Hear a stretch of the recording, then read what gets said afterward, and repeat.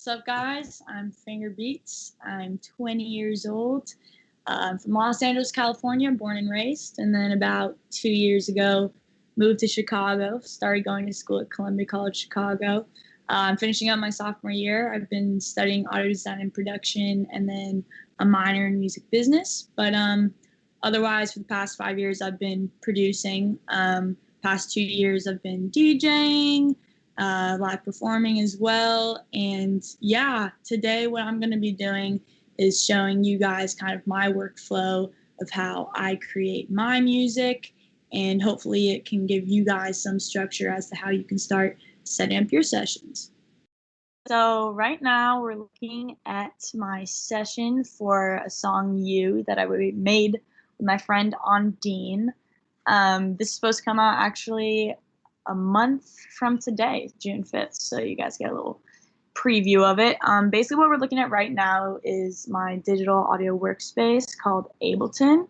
There are a bunch of DAWs that work for producing. Ableton's my favorite. A lot of other people use other DAWs like Logic, Fruity Loops, Pro Tools, GarageBand. There's a bunch of different DAWs that you can try, and if you're the type of person that wants to download one and play with it, I mean, every single DAW pretty much has a free trial option.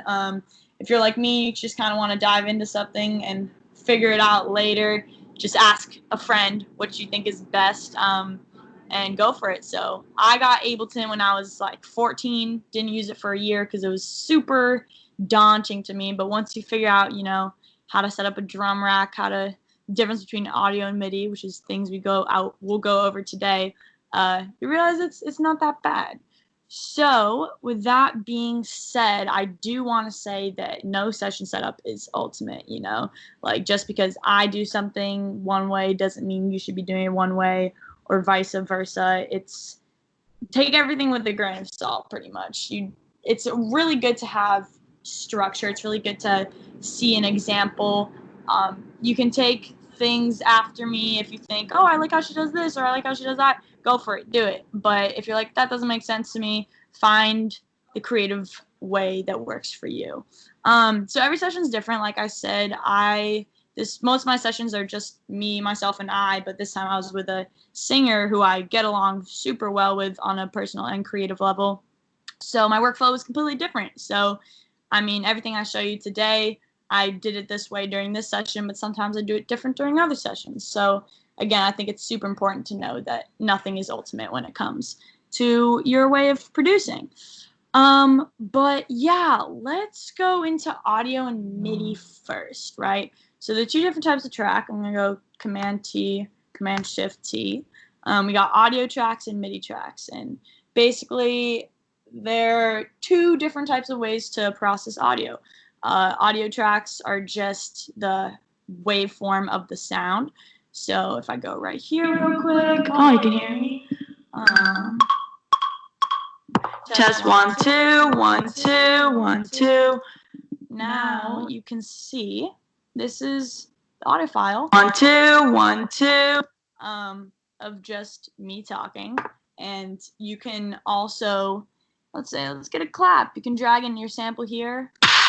Cool, that's a clap. Basically what audio is just working with the waveform of the chosen sound, whereas Midi is triggered by your Midi controller. That could be your literal keyboard on your computer. That could be external Midi controller like the MPK Mini, LPDA, Ableton Push. There are a bunch of different options. I'm going to show you two things that I always do in Midi that really help. Not always, but sometimes. So this is a drum rack. Basically, you go to your drums, you hit drum rack, and you just have an open 4x4 pad of a rack that you can just put your own samples into. So if we go, I love the winter sample pack. I think it was like $10. You should get it. He's awesome. Let's just get a kick in there. Let's get a hat in there, and let's get like a snare in there, right? Cool. So now we have, and I'm playing this on my keyboard on my computer. Oops. And now whenever I choose to hit the key is when it'll play. So if we make sure this is soloed, what we can do is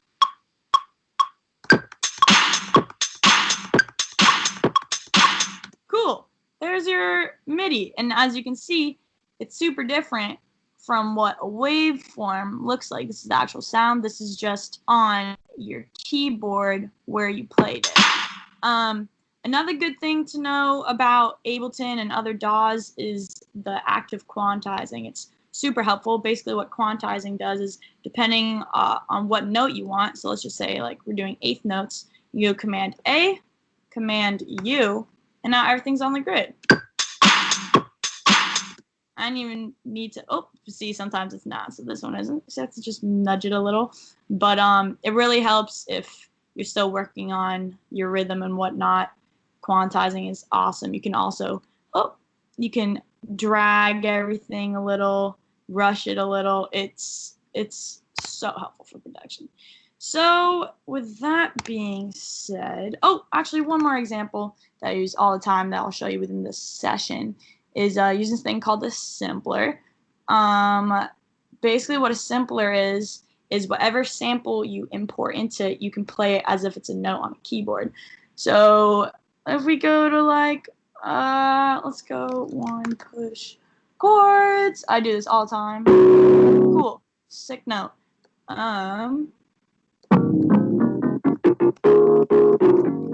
And basically you can play something as if it's a note on a piano, which is also really cool for like if you're into trap music, you're doing hi-hat rolls. Let's go to hi-hat. Let's find one. Cool. Pierre Bourne. Be like, and just change the pitch of it, add more dynamics to your sound. I also like simpler over sampler. They're kind of the same thing, except with the simpler, you can mess with your attack, decay, sustain, and release, which really helps you shape your sound. So those are two things that I use on MIDI, and that's also how you use audio. Just make sure your track is recording enabled, and you press the record button, and you got a nice BPM going. You can use a metronome if you want, and pretty much set. So yeah, let's get into the song. So I personally, as a producer, like to typically shape my songs around my keys. Most of my songs have keys or synth, and I personally think it's kind of what sets the tone for the song itself. Other producers like to shape their stuff around their drums. They like to start with their drum progression first, then see, okay, what guitar can I use? What keys can I use? But that's just my preference. So we started, let's go here. Let's center this. Let's switch this back real quick. I might have chopped this up. I don't really remember. But this was this original sample we were working with to start the session.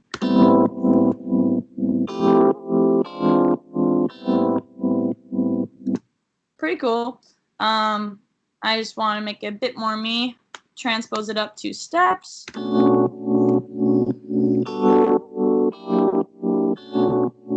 So that's a nice sounding key loop, you know.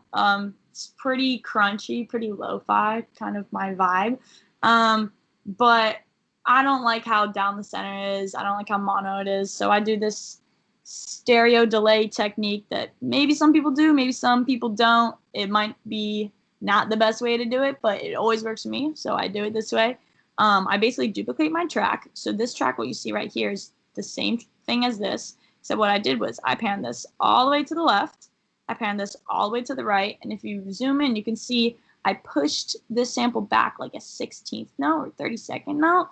And just with that short delay, it creates this wider stereo image and just fills the mix a lot better. So this is what this sounds like centered. And then this is what it sounds like with the 2 tracks, fully left, fully right, with the right one slightly delayed.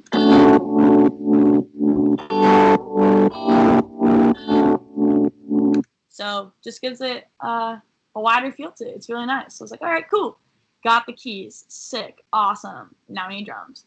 So now we're going to make a house song. Basically, this song was inspired by us messing around before the session. I was showing her some of my favorite producers from France, like Louis Hoffman and Paulon Pan, and we were just listening to their stuff, and they had this nice, like, funky, soulful, progressive sound to them. I suggest checking them out. So we're like, all right, let's do something like that. We usually do like alternative indie R&B stuff, but this time we're feeling different. So we did something different. Well, something different for her, not necessarily for me. So so with every house track, you know, you need a driving kick. So we have this. Again, these are all audio files. So we have that. I'm not going to get too much into mixing, but I think something that should really be covered is the ability to sidechain compress. It's a really common house music, future bass, electronic technique that producers and engineers use to kind of create more room in their mix, create more character in their mix. Once I learned how to do it, everything changed for me. So what I did was basically on both tracks, I added this compressor. Let me take it out. This is what it sounds like without the sidechain compressor. So basically what I did was I put a compressor on it, and then I made the audio from the kick, which is something like usually everyone does the kick because it's the downbeat. And what happens is every single time the kick is triggered, the keys, their volume is gonna duck down. So every time it goes boom, the keys are gonna go boom, and it's gonna dip. So what that does is it creates this kind of pulsing sound to the keys, and it leaves room for the kicks in the mix to be heard and not compete with the keys. So without the compressor, it sounds like this. That's all. And with the compressor, sidechain compressor, it sounds like this.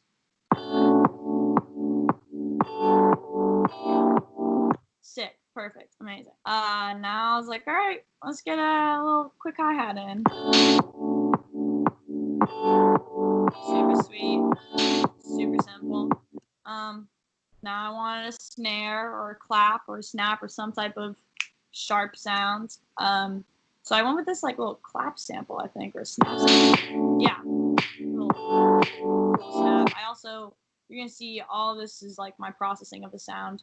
Mixing is a whole other lesson that we can get into a whole other day, but processed it a lot. And then I put these perks too. I layered them to give it a more sharper sound.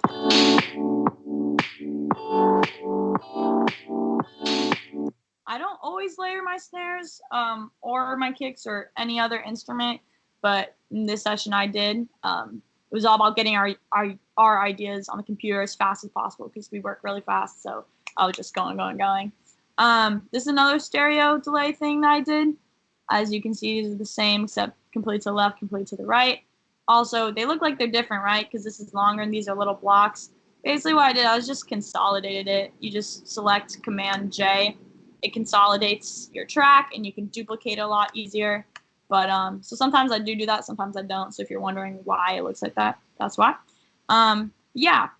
So I added these tambourines because I really like, you know, having a lot of juxtaposition of texture within my music. The keys are super lo-fi, crunchy, so I wanted something that sounded really natural and analog in it. So I got these tambourines.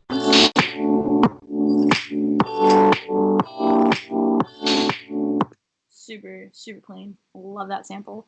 And then again, I wanted something that sounded more natural and also something with more of a swing to it, or at least different levels of velocity within it. Since the kick and the snare are always the same level every single time, I wanted a hi-hat loop that could like emphasize different notes. So if you hear this, it'd be totally different if it was da da da da da da da da, but it's da da da da da da da da da da, and it like adds this whole other pulse to it. So that's super important. I went crazy on the drums on this one. I don't always go crazy, but I went kind of crazy. So now I have this, right? Just the drums.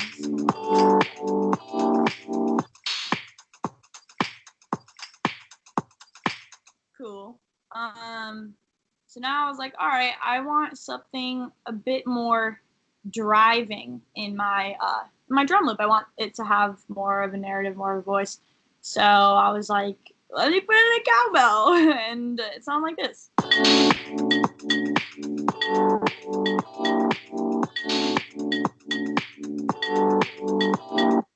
So that was fun. That was cute. And then I just wanted one more thing to go crazy. I found this sample, super cool. I'm gonna turn off all of the stuff I put on it. Found this roll, right? I was like, okay, that's cool. So I decided to pan it a bunch, put this cool delay on it, reverb, low pass filter, and I made this just super atmospheric. Fills just a little bit of the mix, gives it some texture. So all together with that, we have this.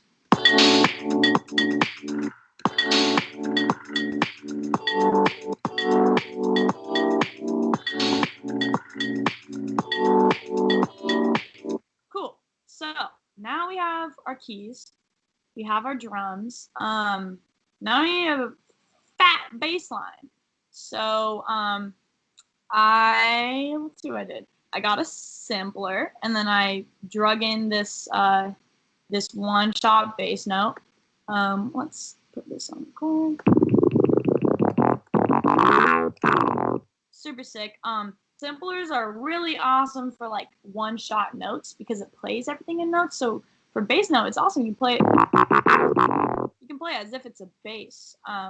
I showed an example earlier. If I put a chord sample into the sampler, and it plays a chord as a note, which is kind of confusing, but can also kind of give it this weird vibe to it. So I've kind of been going off that. But yeah, so I don't have a bass here, so I found a bass note that I liked and I played it, and I made this MIDI progression.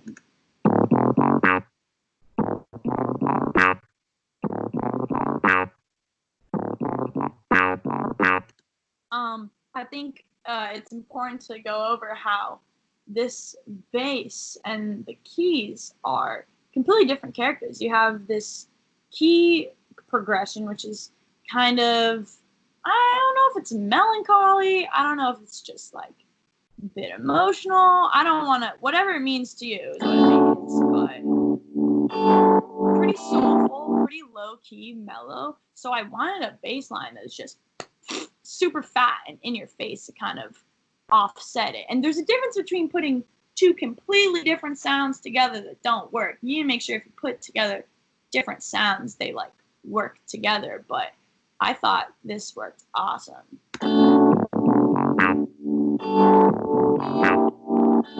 Super slappy. And then the drums.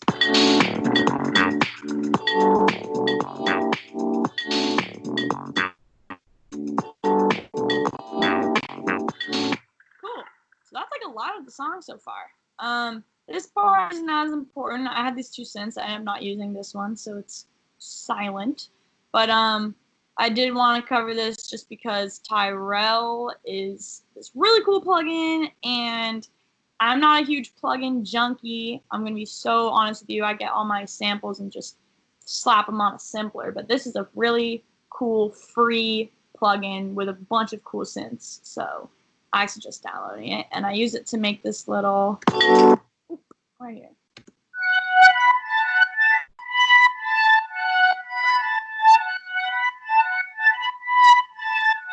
And that part's like kind of right before a break in it. So together, there's a...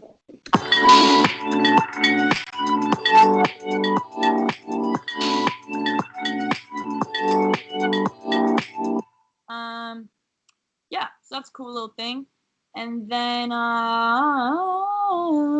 the vocals, right? So as a producer, this might burn so many ears of so many songwriters, but I don't necessarily focus on the lyrics as much as I focus on the tonality of them and how they sound, how they hit the ear, how they work with the other instruments. So I have this verse that my friend Ondine did, and then I just kind of took some notes and words that she sang that jumped out to me, and I layered them in this huge chopping section. So just a quick preview of some of her vocals. Pacing with delight, pour something to ease my mind. Or like, I'll take my clothes off, you can too. So basically, we record that verse, and then she was like, chop it up, go crazy. I don't care. So I was like, okay.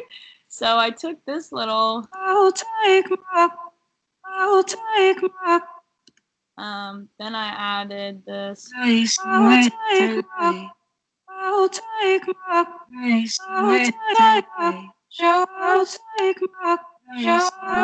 It's also important. I sidechained this as well, so you can hear that pulse in it.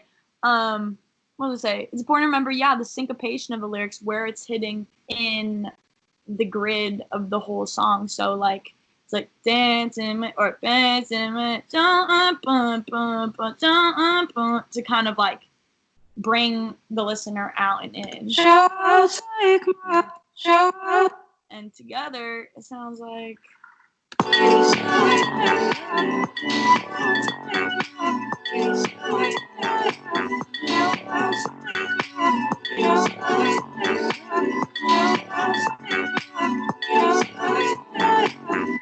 So honestly, this is one of the most simple sessions I've done, except for how like large the drum area was. But I'm sure other producers have even bigger drum sections. But creativity flow changes every single time you produce. There is no, okay, start with keys, then do drums, then do bass. Like, absolutely not. Like, sometimes I start with bass, sometimes I start with drums, sometimes I start with vocals. Like, it's really about knowing how you work, finding how you work. If you're working with another artist, finding how they work, kind of jumping into their brain, seeing how their creativity flows, and then just trying to find a cool median where you can both work together. But this song that we did got pumped out in like under 4 hours in the first session, and it was like 95% done. The rest was literally just mixing and a couple of like cool effects here and there. I'll show you one little. This is the intro of the vocals. Just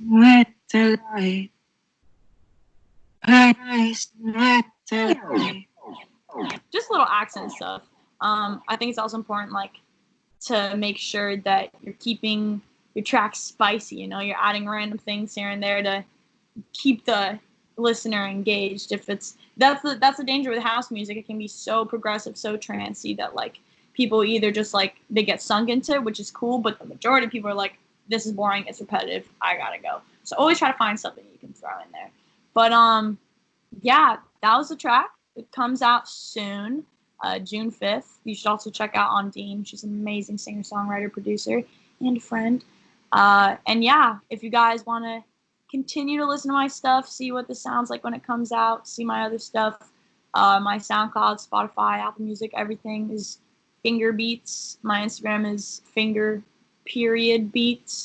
And thank you, Charlie. Thank you, Find Your Grind, for having me. I hope this was somewhat informative, and I hope you can take from this lesson that there's no certain way to do anything, but to remember to keep it fun, keep it rolling, don't get caught up